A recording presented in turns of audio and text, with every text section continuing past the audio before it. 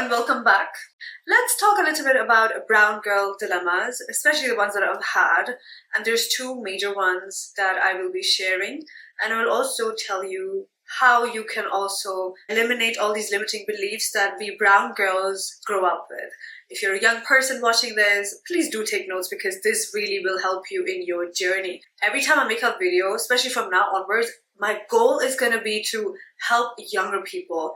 Because the version of me who was probably in her teens, or even early 20s, she would have needed someone like me. Someone who is me right now, if that makes sense. So, first of all, we brown people, especially us females, we grow up with a lot of limiting beliefs. Because we hear so many twisted things from our own family members, relatives, society, neighbors, whatever. And those things go something like this. When you become hyper-independent, oh my God, then you're not going to be a good girl anymore. Then you're going to become very rebellious. Then you will be out of control. You will be a control freak. You will be set in your own ways and you will not be good with your family and you will not be a good person and you will belong to a very different weird category and you will not be family oriented anymore and nobody will like you anymore and you will probably be isolated and it just goes on and on.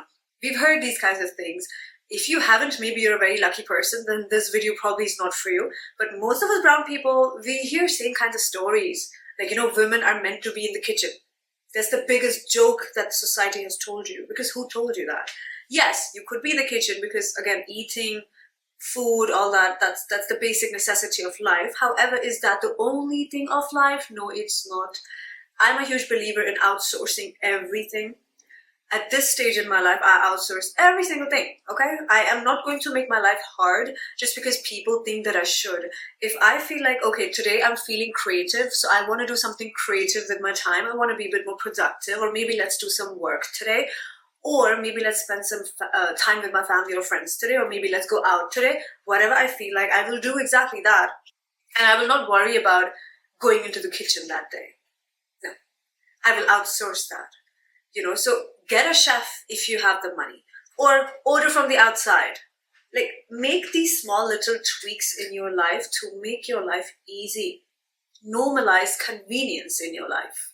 I know people say normalize luxury in your life. Yeah, well, how about we start from convenience first of all? Because convenience to me is the biggest luxury. Okay, convenience is luxury. Let's just start there. The designer items and stuff, we can add them on later. The first and foremost luxury in your life is convenience. So outsource your food. Get a chef. Get somebody to make those things for you so you can focus on your husband, on your own fitness, on your wellness, on your children if you have, okay? Or if you want to make babies or whatever. You want to focus on those things because those things are the real outcomes of life. Just by being in the kitchen and just coming out with a dish or two, that's really not a life-changing outcome in life that you want. That's like basic everyday thing. Okay, do it. By the way, I'm not saying that you should never be in the kitchen and stuff. I mean, I love cooking. Cooking is my hobby. I've had many recipes on my channel also because I love cooking. But at the same time, as therapeutic as it may be, and as fun it may be when people love what you cooked for them, it also is very time consuming. It takes a lot of your energy as well. So when it's time to prioritize bigger things of life, you have to outsource these small little details because it will save you so much time. It will save you money. Because time is money. Okay. When you have saved time, you've already saved money.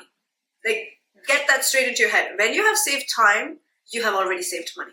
So don't think about spending another 20, 30, 40 extra bucks, because you have to order food from outside. It will save you time that you can now utilize wisely and do something productive and creative with that will bring you in way more wealth and abundance anyway. Okay, that will bring you more convenience, that will bring you more luxury, that will bring you ease and peace of mind. Isn't that what we all want at the end of the day? Yes, we do. So reprogram yourself and totally forget about what our brown people have told us, because you know what? Most of them have died. Most of them have passed away. And we're still following like their rules, and I wouldn't even call them rules, because who is to say what the rules are? Who is to say what the rules are? Like how you should live your life? Who is going to define those rules for you? Not people that are dying. It cannot be human beings that have passed away before you. And certainly not the ones with a scarcity mindset anyway. because that is where this comes from, right? Scarcity mindset. Save the money. Don't spend on this. Don't make your life easy. No, you're wasting money. Oh my God, look at this person, so stupid. They're ordering food from the outside? What? They're getting their clothes dry cleaned? What? They're getting house helpers to do what? To do the floor cleaning, mops and stuff? You cannot do it yourself? What? How stupid are you? We've seen these things. Those people who say stuff like this have a scarcity mindset. It's very clear. So are they the ones to define the rules of how to live our lives? For all the females, like, really, did we really allow them to dictate this? And I don't mean that in an angry, nasty way. We've had our own grandparents who also came from the same mindset, and with due respect, however, we can't agree with that. You know what I mean? Because why would we, struggle and hustle if we can thrive and flourish? How are you going to thrive? By saving time and energy, not by saving money. Like, how far have you seen someone get by saving money? And I don't mean saving accounts, investments, or properties. I mean, like, don't outsource this. Don't get this. Don't get a chef. Don't get a cleaner. Don't get house help. Don't get nannies, or don't get any kind of help, basically, because you want to save that money. What you going to do by saving that money? Because you can make the money plus 10 times more back if you only did spend that money and save that time, utilize that time to do something creative and productive that actually brings some outcome in your life. You would make 10 times more than what you just spent already anyway. Does that make sense? And it may not make sense to you right now if you're listening, probably, because it's just that your mindset is just wired differently. Why? Because you have been listening to, your parents too much, or you've been listening to the society too much, to the brown community too much, to your relatives too much. What was the point? Recently, I visited Pakistan. Every 2-3 years, we do visit with the family, right? I was there, it was my sister's wedding. I did mention that in my previous video. We had a wonderful time. And of course, we get to visit all the relatives, dinners, blah, blah, blah. And I saw that there are, some very close relatives. I don't want to address them because it's going to be super apparent and clear, and I don't want to come across bad or stir up any problems. I'm just trying to think how I can tell you this story in a very respectful manner. Anyway, very close relatives. We are at their house having dinner, right? I see that both their daughter-in-laws are always busy in the kitchen, always cooking. So they cannot really visit the parents-teacher meeting for the children and be more present with their children or their husbands. They're just so busy cooking for the whole damn household, which is a lot of people in that house. And by the way, they have money. They're doing really well. They're fine. They can easily afford a chef as well. All of us women on the table just having a girly conversation, And I may have just mentioned, because I saw them complaining how these ladies can't really keep up with other things. And I'm like, probably it's because they're always in the kitchen. If they exit the kitchen for once, then they will know that there's also other things that they can take part in. I see particularly 2 people there complaining that how these ladies over there cannot really take part in parents-teacher meeting at school or other things that involve their children or their husbands or whatever. And, I may have just said, every time I see them, I just see them in the kitchen. So probably if they decide to leave the kitchen, or if they get a chance to leave the kitchen, they could probably do other things of life also. Because now they'll have more saved up time and energy, and they can put more efforts in other areas of their life also, which may include maybe wellness, fitness, husband, children, and all the rest of the things that you have to do with life, Now what happens? That's all I had to say politely, which I think is common sense, a very normal thing to say. And then I see a person very triggered at the table. And it's a female. And by the way, it's an educated female. It's not even I expect her to say this. I don't expect anything better than this. An educated person. And she goes, no, women look really good when they're in the kitchen. And she kind of also knew that now I don't even enter the kitchen as such. So for her to still go on saying stuff like this in like a way that she was saying was kind of like, I don't know, is she trying to be rude or disrespectful, whatever. But to me, it seemed like, oh, that's just her programming, not her fault. I mean, I feel bad for her, you know? But she literally said, no, women look really good when they're in the kitchen. What kind of a woman is that who is not even in the kitchen, you know, cooking for the children and the family? They should. She may have said like another one or two things, and I'm just like observing her because she was so triggered.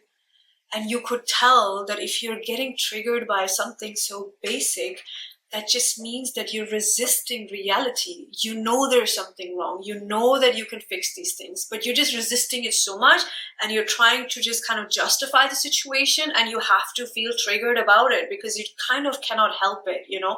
It's like your inner child is like angry or something, I don't know. But of course she may have been programmed the same way like all of us brown people are, and she's still living in that, you know, where she still thinks, even after being educated, that women just have to be in the kitchen and that's all where they look good at.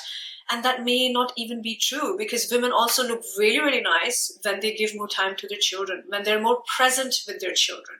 Women look really, really nice when they keep up with their husbands and make an appearance for the husband, because, you know, the husband has some social events and, you know, you are going to go with him and you are going to be representing him, you know, and create that space for him to grow more and succeed more in your space. This is something that a woman looks really good while she's doing all these things also.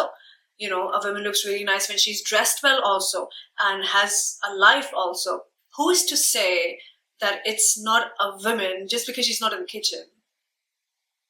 You can be in the kitchen whenever you want, but just offload the unnecessary load, weight off your chest, off your shoulders, because that is exhausting you. You're getting tired. You don't have time for other areas of your life.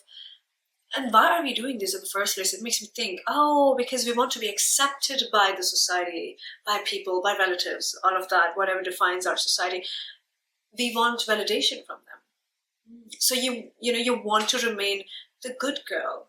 Now, again, I don't really believe in the term good girl, bad girl, because I feel like all of us human beings are good in some areas and really bad in some areas, and we're a nice girl in some areas. That's all of us combined as a collective, and you can agree or disagree or whatever, but it's just reality. Those girls may be really nice in a way that, yeah, they're obedient and they're in the kitchen and then they're in this and that and this and that, but in other areas they're like bad. Okay, bad. Politics, drama, chaos, bad, like really, really bad. Evil, nasty, you know, kind of like an enemy almost. The hatred in them, they have resentment in them, they're triggered as hell, really bad. But then in this department, they want to be known as the good girl. So who's to say who really is good over here? Does that make sense where I'm going with this? Yeah. And then you have girls, you know, who probably want an online little business. They will give a few hours to their business every day. Rest of the day, they're fully present with their families, with their children, with the husband, with the household, whatever is required of them. They have the time, they have the energy, they have the effort that they can put into it. Why? Because they save their time. They get the help that they need. And so they can afford to give time to other areas of their life.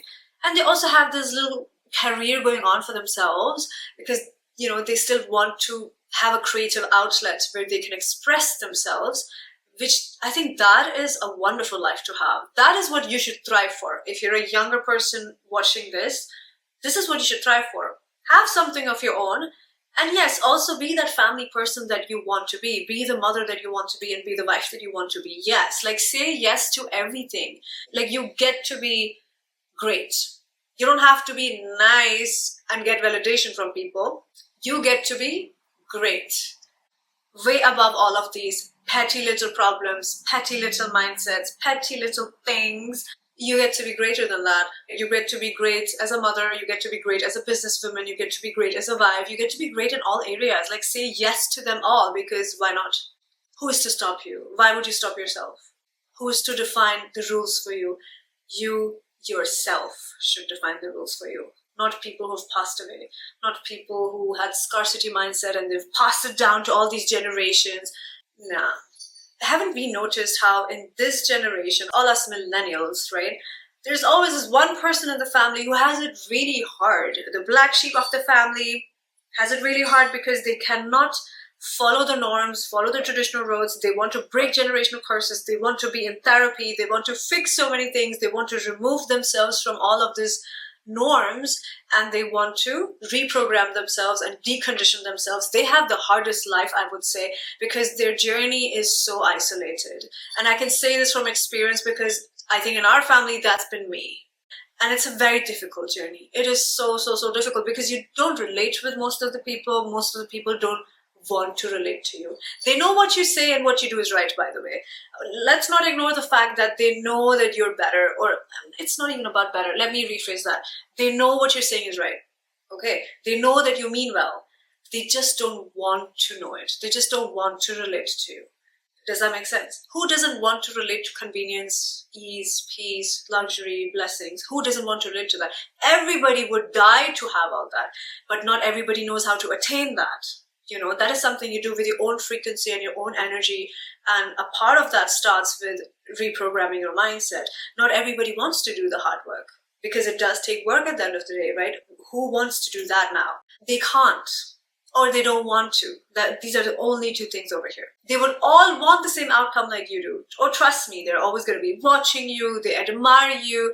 They love everything about you. They want to copy every single move of yours, but they can't attain the same thing, because they did not work on reprogramming their mindset. So they can stalk you as much as they like, take a piece of you as much as they like. They still cannot replicate that because it always starts from within. Working on your emotional stability, you know, go to therapy. Have you done that? Most of the people, they're never bothered even going into therapy, not knowing that they're the ones that need it the most. You know what's funny?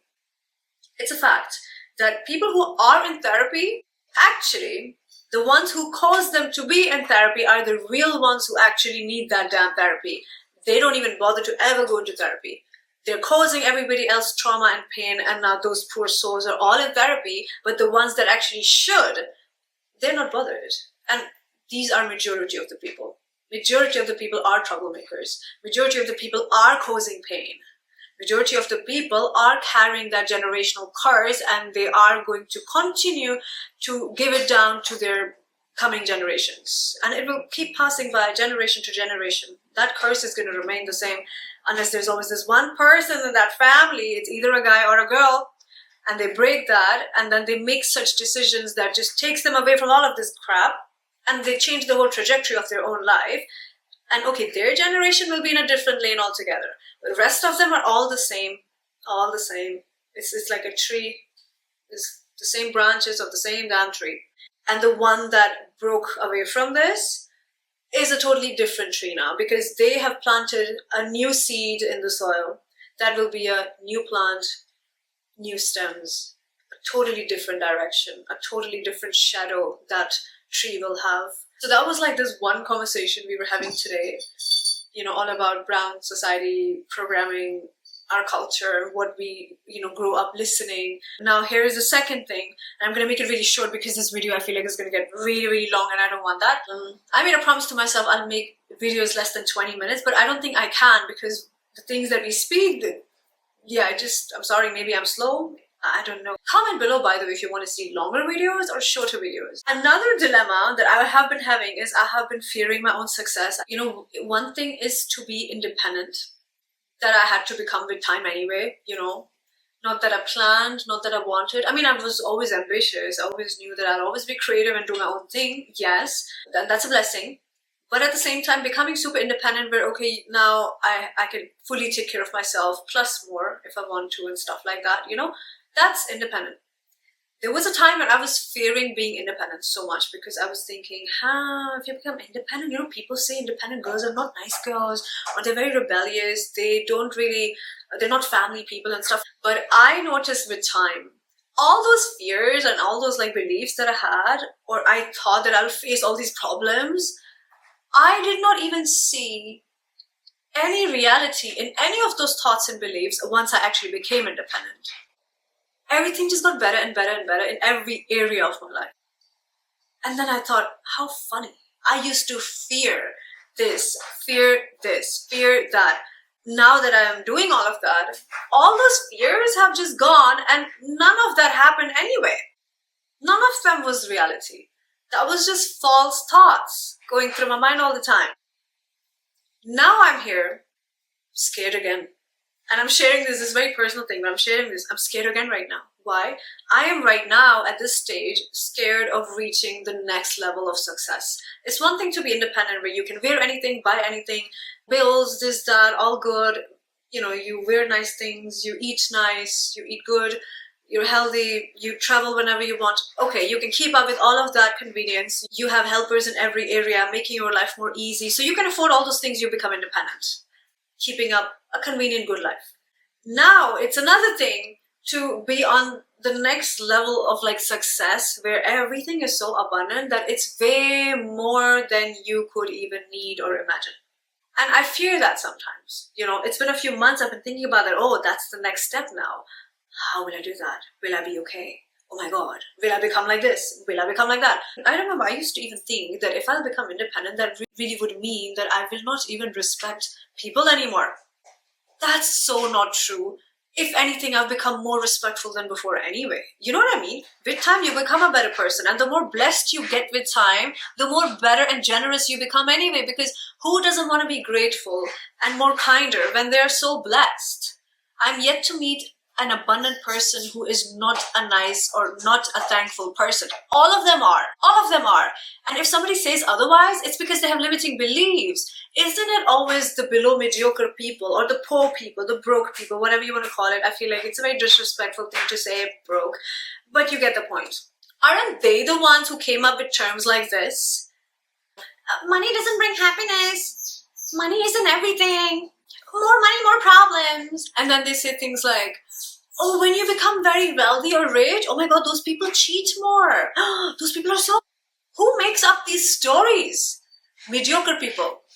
Never seen a wealthy, successful, well-to-do, well-educated, wise person who have their shit together. Never heard even once from their mouth, more money, more problems. No, more money, more convenience, okay? Like, please change your mindset. More money, more convenience. More money, more charity. More money, more self-sufficiency. More money, more you can stand in your power and do really great things with it.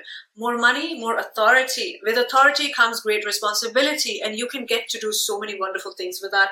More money, more kindness. More money, more thankfulness. More money, more prayers. Because of all the blessing that it makes or creates in your life, you get to be so thankful to God every single day of your life. Every single successful person that I know, and I know so many, because most of the people I know are successful. You meet successful people every time, hi, how are you? It's been a long time. How's life? How's everything? Life is good. You will always get this energy. Life is great. Life is abundant. Living life, doing this, traveling, family, fully present in their life. They get to do what they want. What's the problem? Oh, the scarcity mindset, the mediocre mindset is the problem, because we have come up with all these stories that take us away from success, that keeps us away from gaining more or attaining anything at all. Oh, and here's another one. Did I forget about this? I remember when I was a lot younger, I knew a person who would always say, like, you know, that person would see that I was always so ambitious and like always learning, making notes, you know, mentors, coaches. I was always into those things. And that person would always say, as a girl, being so greedy isn't really a nice thing. Back then, maybe I was too young and naive. I didn't have an answer for this. I was like, maybe that person is right. Maybe I shouldn't want more. Maybe as a girl, I should stay in my limit. Maybe I should not learn more, because learning more means I will eventually earn more. Oh, maybe that person is right. You know, that's what I kept thinking at that time. Now with time, it's like big slap on your face, because what did you just say to me? Hello. You know what I mean? With time you realize, oh my God, manipulation, gaslighting 101. Some people see you, they see your potential. Even at that time, probably I was a student, didn't have anything. You know what I mean? I mean, I was living well always with family and my parents, luckily, but at the same time, I wasn't doing anything. And so that person says stuff like this. And why? Because some people see you, and you may be not anything at that point in time, but they see your potential. And when they see your potential, it really triggers the shit out of them, you know? And so that you don't grow any further from this point, they will say something like this to keep you right over there. But this is the biggest BS that I've heard, that if girls are ambitious or they, you know, want success or want to do things or are working towards something. Even if you're doing a normal job, I don't care. If you're a doctor or if you're not, if you're an engineer or if you're nothing at all, whatever you are, whatever you do, you're not being greedy. Now I understand what it even means. At that time I was like, I have no answer. What does that even mean? Now I know. Greedy? What is greedy, by the way? I don't know what is greedy, to be honest. What is the meaning of that? I can't relate. I don't know. I'm sorry. But greedy in my eyes would be, wanting to take from other people and then run away with it. And that's not me. I'm sure that's not you either. You know what I mean? Unless we're really evil people, then okay, that's a different story. I don't know evil people, so I cannot relate. But that would be probably greed. Hyper focus on money. I'm going to take everything from everybody, collect it. I'm going to run away. Maybe that's greed. I don't know. Never done it, don't know, never seen it. So I have no clue. And I don't see stuff like this anyway because I feel like my eyes are so focused on maybe abundance and good life, convenience, do this now, do this now. I'm so creative also that it's always like a busy life. And in a good way, it's just fun, it's good, it's wonderful. So maybe I don't see all these negative things that are happening on the other end. I'm sure they're happening. I'm sure they are. I just don't see them. Like I'm so blind. Call me unrealistic or maybe call me delusional. Call me disconnected. There's another word people like to use online a lot. Yes, call me detached from reality. I don't know your reality. Do I want to know? No. Unless your reality is like wonderful, abundant, great, something I would look up to and admire, then okay, I'm happy for you, I'll pray for you, get more, Otherwise, I am not interested in that type of reality. Why should I look into that? I'm not interested. That's not my direction. Why I need to be bothered, And you should honestly have the same approach. And right now, I'm going to continue working on my fears of like next level success. And that would also include me improving my relationship with social media. This video has been very long. So I think about my dilemma with social media and like about my love and hate relationship with social media that I always had, that also kind of made me, it brought every kind of blessing into my life. I'm very thankful to social media. But at the same time also, it's like, dilemma, confusion. As a brown person, do you really want to be on social media? Because I like my privacy, but at the same time I like to educate also. It's like, what do I do? I grew up listening to many twisted things, and I know how people look at people on social media. There's like 1,000 assumptions that people can make about you, and I'm very well aware of that. But then I'm thinking, well, offline is the same. People are still judging and misunderstanding people all the time anyway, even in real life. So let me just be at home and just do my things online. Even if somebody judges, they're behind a screen, how does that even affect me? It's not like I'm facing somebody on my face and they're behaving a certain way. I don't have to face that shit. So maybe it's better to face this online rather than offline. That's what I'm thinking. But again, I'm still in the thought process of getting over my fears of next level success. That would also include me being more consistent with social media as well. So let's see how that goes. I hope that this video kind of made sense to you. Tell me, what did you grow up hearing that doesn't make sense anymore to you? Were you the one who is the black sheep of the family breaking generational curses? Or are you looking to do that and you're lost and you don't know how to do that? I'm sure that's where you're at right now if you're watching this.